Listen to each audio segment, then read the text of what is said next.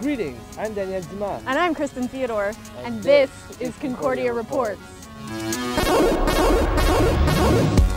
Have you ever felt like you were being watched? Is somebody else spending your money? Do you want to know what to do about it? Well, on today's show, we'll take a gander at fraud and how to protect yourself against it.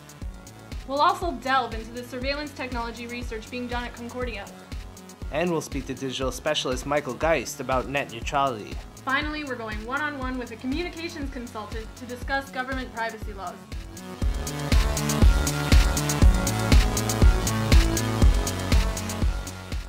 You know, fraud is something that we've been hearing a lot about lately. It doesn't matter if you're young, if you're old, your information is at risk and can be stolen. Christina Colocuto provides us some insight on how students can protect themselves against fraud.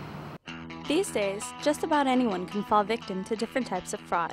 From debit and credit cards to social networking sites, students are easy targets. Concordia student Pina Luscri is one of those victims, having had her credit card, debit card, and Facebook profile frauded. It's a messy situation and it's tough to deal with because you have to live your life and you cannot spend money. The teller that I spoke to, she sees this every day. She knew right away when I told her, I'm like, my card doesn't work. First thing she asked me, she's like, you have insufficient funds? I said no. She's like, your card got copied, let's just see where. But at that point, there's nothing you could do. I mean, you have to spend money. She's like, use cash as much as possible to avoid those transactions and don't use those debit machines that charge a lot to take out because those, you don't know where they come from. They're not authorized by the bank. And when her online profile was hacked, she was left puzzled by what happened and ignored by Facebook. Happened to a lot of people, but they didn't help. They didn't put a posting saying, this might happen, what to do if you get hacked, if you get spammed, nothing. Pina is just one example of the many unlucky victims of these types of fraud. Although banks and other organizations are working hard to crack down on this problem, hacking for personal information is hard to control. Through the use of HTML codes, phishing is the easiest way to steal someone's personal information online. It's by making them assume they're on one website when they're really not. The way hackers find a website that they could use to pull off this attack is by finding a website that has a mistake in it. CTV is one good example of a website that has a vulnerability in it that they could exploit. When you go to montreal.ctv.ca and you click on the story, click on view large image, it brings you to this, right? But you could easily change the contents of the website to almost anything you want and get this. See, CNN, CTV really sucks. CNN is the best. And when you look at what website you're on, you have montreal.ctv.ca, but I could actually put whatever I want in here. And when it comes to students, McGill and My Concordia logins are easy to steal as long as the student is logged into the school's wireless network. This computer security technician explained to me just how it's done. The way it works is every time you get an IP address, which is a unique number to represent your computer on the internet, McGill and Concordia would give you an internal IP address. I can make my computer pretend to be a router, okay? So when you're logging on to myconcordia.ca, your username and password comes to my computer. I get to see it, and the program will automatically forward it to the real router, right? So I'm in between your communications. So everything you send to the internet, I get to see it and then I forward it. Anything that looks interesting, I could keep, including passwords. But you have to be in vicinity of another person that's logging in, right? So let's say you're logging in to myconcordia.ca. I have to be using the same wireless as you, and that's very, very doable.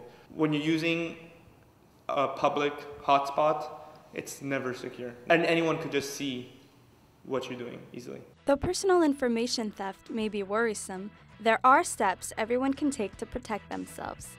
It's always best to pay with cash when making purchases. Always take out money at a bank or from a bank-owned ATM. Only use credit cards online when truly necessary, and always on a secure network. Watch out for odd questions when filling out a form online.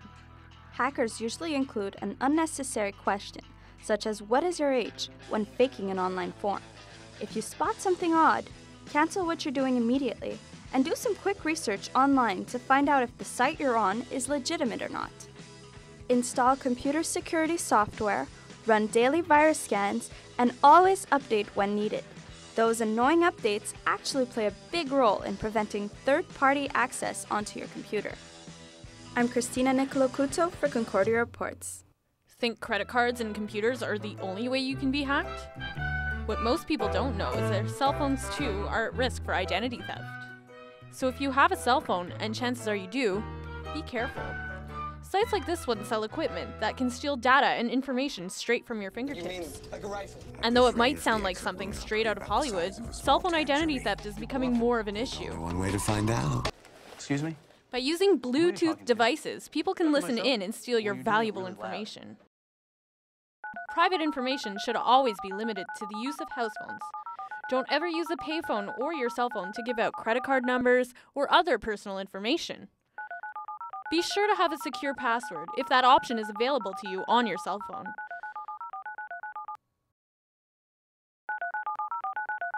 If you think you've been frauded, then contact your cell phone provider or the police immediately. Hey Kristen, did you know that net neutrality is arguably one of the single biggest challenges facing the future of the internet? Can't say that I did know. In fact, the CRTC has just made a groundbreaking decision about it.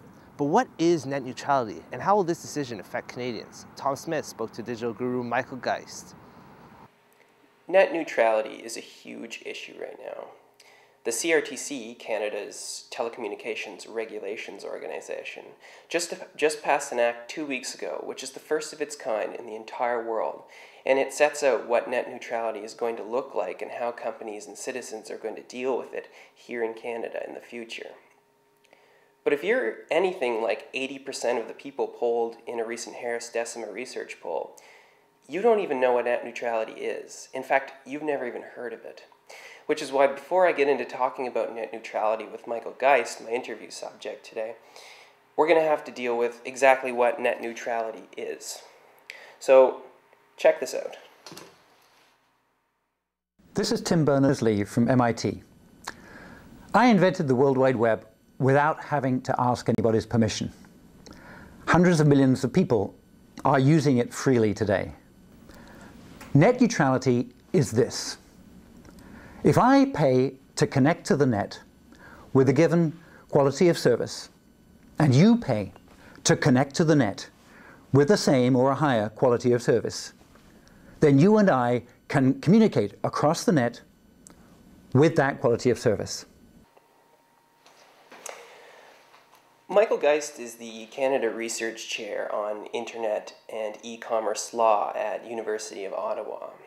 But more than that, he's a blogger, a columnist, a regular Twitter user, and an extremely active member of the online community and a central figure in the debate about a lot of issues from copyright to surveillance online. He's a voice that people trust, and he has a lot of gravity in online communities. So I really wanted to talk to him about this issue. And when I did, I asked him to help us define net neutrality so that we could understand a little bit better what this act is all about. Could you give me an idea of like what your basic idea of net neutrality is? Because I know a lot of like different people have different sort of definitions of it. Well, I mean, I get it at its heart. It's that ISPs treat content, applications, whatever's running on their network in a non-discriminatory fashion. There are a couple things I want to make clear about what just got said. Michael Geist said ISPs. An ISP is an internet service provider, so that's Videotron or Bell or whoever you buy your internet from. The second thing is this. This is my toaster.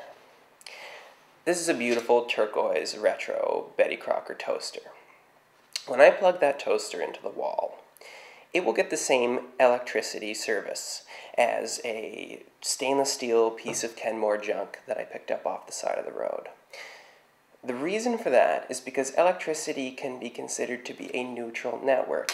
It doesn't matter what you're using, it always provides the service that you've paid for.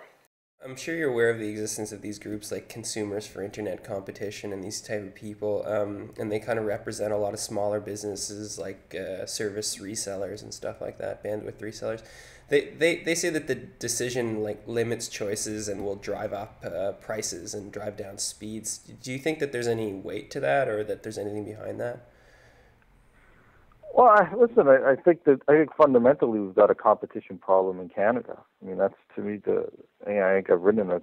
To me, the best way to deal with net neutrality is to ensure that we've got a more robust competitive environment. And I think that's something we still don't have in Canada, and it's a big concern. Part of it is reading the CRTC decision and reading some of the sources that are out there. And there are any number of sources, even groups like Save Our Net, which has been a real leader on this. I don't think was as critical, was reasonably supportive of the decision as well. Mm-hmm. So I think it's about getting informed, about the decision. But the rubber is going to hit the road on this once everything comes into place, which will be early next year, because there's a period of time for an appeal on the decision. And that's when we're going to start seeing ISPs providing full disclosure in terms of their practices, which was part of this decision. It's when we'll see whether ISPs may have changed some of their policies from what they described last summer in light of the decision. And that's when I think we'll have a better sense of both some of the effectiveness, and for that individual internet user, it'll be their opportunity to learn more about what exactly their ISP is doing. So as Michael Geist said, there are a lot of resources out there, and it's probably a good idea for you to update your knowledge of this thing, to brush up on what's going on, to read the CRTC ruling and understand what it means to you. Because as we go on, the internet is more and more becoming the default mode of communication for everybody. And the way that it's governed is going to be a huge determinant of how culture works in the future of our country. For Concordia Reports, I'm Tom Smith. Welcome back to the most news in the morning. Facebook, supposed to be a place to catch up with friends online, right? Well, now internet criminals are trying to use people's accounts and their From CNN to YouTube. Seems like protection is something that everybody's talking about. Hacking, once an underground affair, is now something just about anybody can learn to do. A simple Google search can conjure up millions of results. Even YouTube help videos teach you how to break into somebody's email or Facebook account. And websites like hackers.com are popping up all over the web, teaching the ABCs of hacking. Michelle Arredondo works as the security officer at Cirque du Soleil and agrees that the problem is a lot more common. The way that it has grown, and the impact of having people from all over the world basically contribute to that makes it a lot easier for people to get access to recipes that will allow to kind of compromise the security of the individuals.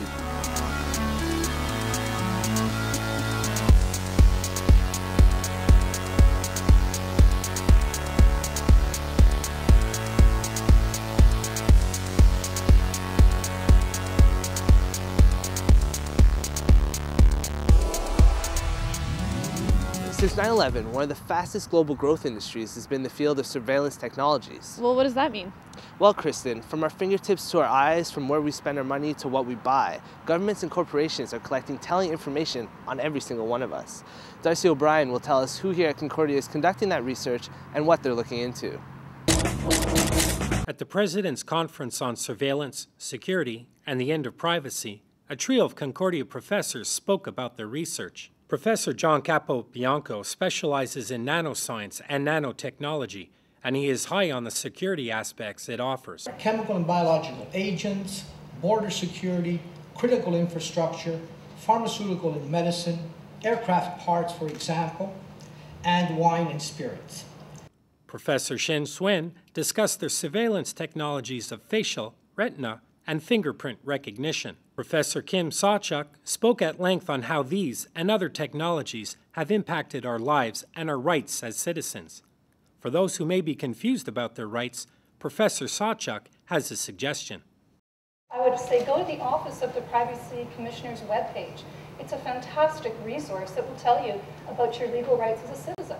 Modern technologies in and of themselves are not inherently dangerous, but how we use them and how we allow others to use them can put us at risk. So it appears we're at a turning point.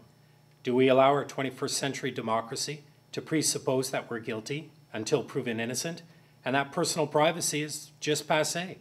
Or do we rein in the aggressive appetites of corporations and governments that are intent on knowing everything about all of us, all of the time?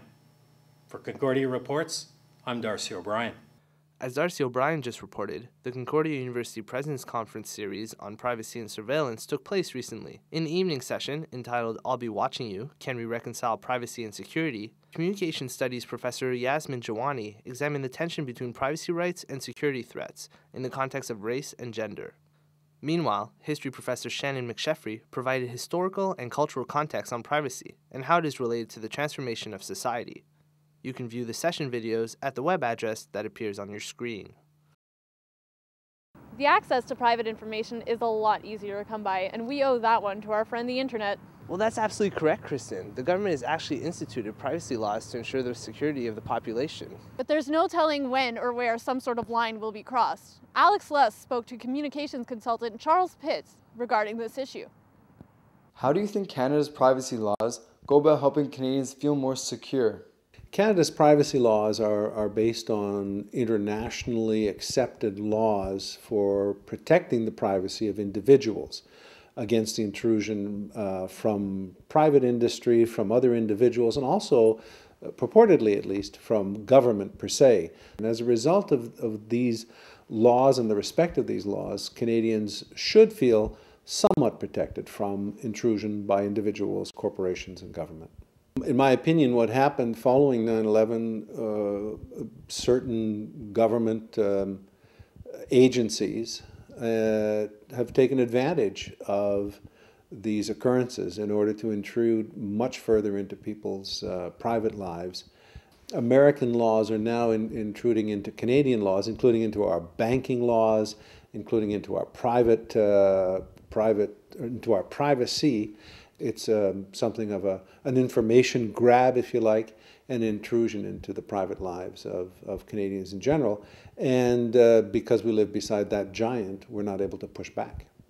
How does the government go about controlling our lives?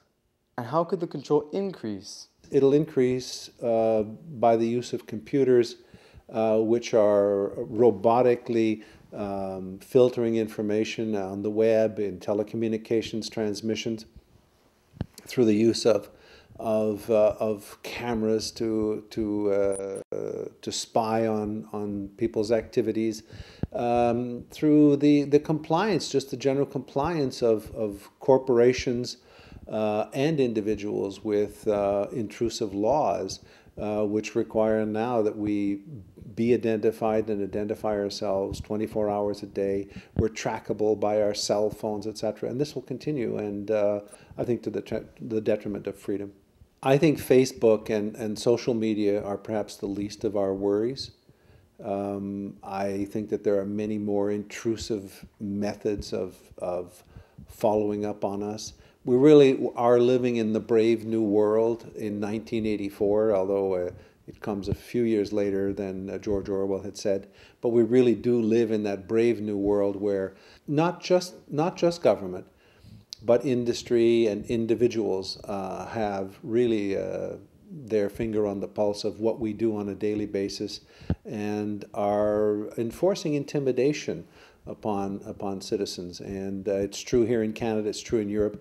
I think it's particularly true in the United States, and it's being imposed on us because of the capacity of the United States just to do so. I think the events of 9/11 and the subsequent invasion of Iraq and Afghanistan have just provided further impetus for an invasion of our privacy. At the beginning of November, officials met in Seoul, South Korea to discuss ACTA, the Anti-Counterfeiting Trade Agreement. The treaty is supposed to be aimed at criminals who manufacture and sell pirate DVDs or flood the internet with ripped music and movies that consumers can stream and download for free. But in reality, and according to leaked documents, the meetings have been dealing with the control of internet content that could alter global copyright law. The meetings have been slammed for their lack of transparency, and much of the leaked documents have been blacked out. Should the treaty eventually pass, the U.S. government will be pushing for 3 strikes in order to punish what they see as devious consumers.